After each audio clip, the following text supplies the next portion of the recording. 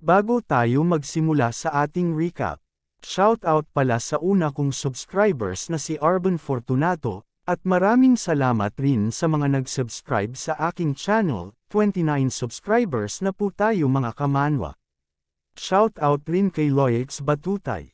Salamat po sa pagsuporta sa aking channel. At simula na tayo.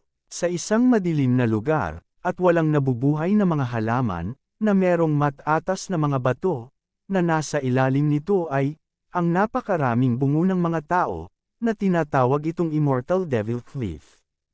Makikita natin si Shen Xiang na umaakyat, habang umuulan at kumikidlat.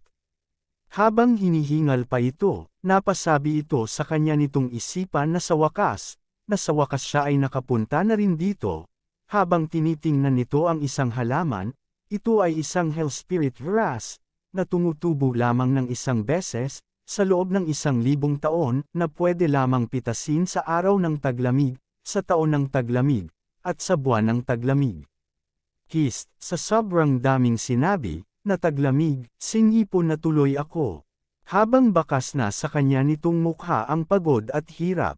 Dagdag pa nito, sa kanya nitong isipan, kung mabaigo siya sa pagkakataong ito, hindi nito alam, kung ilang taon, uli itong maghihintay.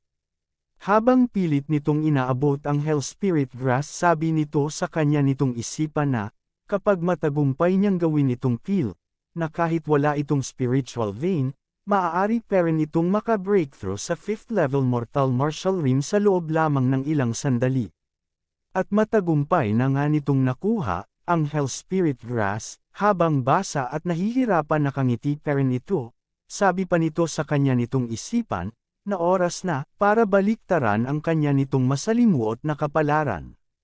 Nang biglang may naramdaman itong di maganda, at sa sandaliling iyon ay biglang ngang kumidlat, at tinamaan ang mga bato sa kanya nitong itaas, habang pabagsak na nga ang naglalakihang mga bato, na sigurong tutubuan ka talaga ng bukol sa ulo. Patanong na lang nitong sinabi sa kanya nitong isipan, Heavens, binibiro mo ba ako?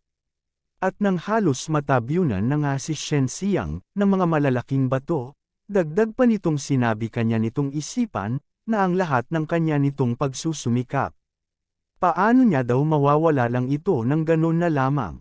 At napasama na nga sa mga naglaglagan na mga bato ang hinahawakan ni Shen Xiang. Habang hawak-hawak pa rin nito ang Hell Spirit Grass sa kanya nitong kanan na kamay. Ginawa naman nito ang lahat ng kanya nitong makakaya para makahawak sa batong makakapitan nito, nang makahawak na nga ito sa bato, ang bato na mismo ang kusang bumitaw. Napatulala na lang si Shen Xiang sa masalimuot nitong sinapit, habang hawak-hawak pa rin nito ang Hell Spirit Grass sa kanya nitong kanang kamay, na ayaw pa rin nitong bitawan. Habang tumutulo na ang dugo sa kanya nitong kaliwang kamay, hindi pa rin ito makapaniwala sa mga nangyayari sa kanya. Pabulong na lang nitong sinabi na kahit kaunti lamang. Pagkatapos, hindi na itong, habang buhay na magiging walang silbi. At dahan-dahan na ngang nitong pinaikit ang kanya nitong mga mata. Para pagmulat niya nasa langit na siya, hehe. Pagkatapos nito, makikita natin na, patuloy pa ring nagbabagsakan ang mga piraso ng mga bato. Nang dahan-dahan nitong iminulat ang kanya nitong mga mata, at pabulong na sinabi na ito ay.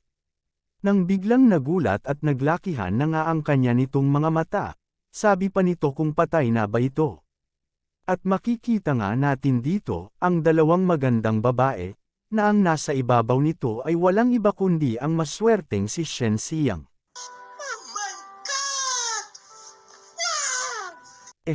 Talagang heaven nga. Sinabi naman ng babaeng kulay puti ang buhok na, little brat, kung hindi daw ito tatayo, tutulungan niya daw ito, para talagang tuluyan na itong, mamatay.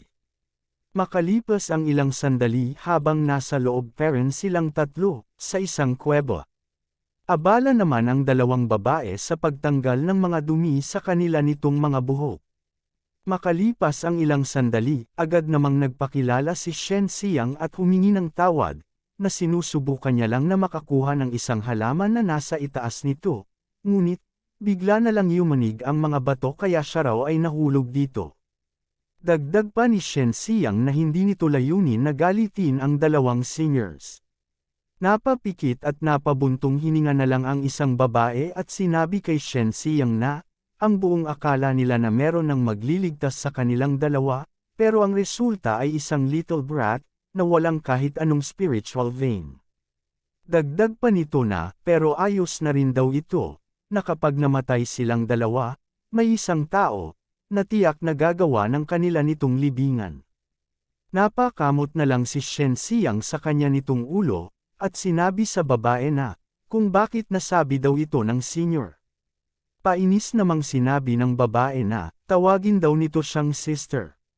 Sabi pa nito kay Shen Xiang na ang nakakamatay daw na chi ay, nakapalibot dito sa Immortal Devil Cliff, na kailangan daw ng isang tao na may malakas na pangangatawan, at malakas na chi para makalabas sila dito. Dagdag pa nito na, silang dalawa daw ay lubhang napinsala, dito sa kailaliman ng, matatarik na mga bato at meron ding mabangis na hayop na paikat-ikot dito, kung naiintindihan na ba ni Shen Xiang ang kalagayan nilang dalawa. Namimilipit naman sa sakit ang isang babae habang hinahawakan pa nito ang sugat sa kanya nitong kaliwang braso. Matapos makita ni Shen Xiang ang kalagayan ng babae ay, agad naman niya itong nilapitan, at sinabi nito sa kanya na, Senior, meron pa daw itong natitirang ilang mga spirit herbs na nanggaling sa kanya nitong pamilya. At sinabi naman ng babae sa kanya, na ang sugat na ito, ay hindi malulunasan ng mga karaniwang spirit herbs lamang, maliban pa dito, sila ay, ililibing na dito ngayon o mamaya, na hindi na nito kailangang gawin pa ito. Sinabi naman ni Shen Xiang sa babae, habang hawak pa nito ang kamay nito na, paano niya daw ito malalaman kung hindi nito susubukan. Nabigla at napatango na lang ang babae sa mga sinabi ni Shen Xiang sa kanya.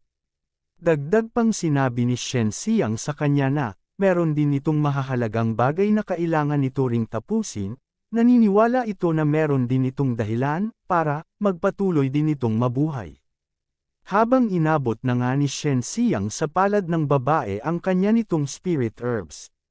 Dagdag pa ni Shen Xiang, kaya, kahit na ganun kung kailangan nitong itaya ang lahat, gusto nito na, subukan niya rin ito minsan.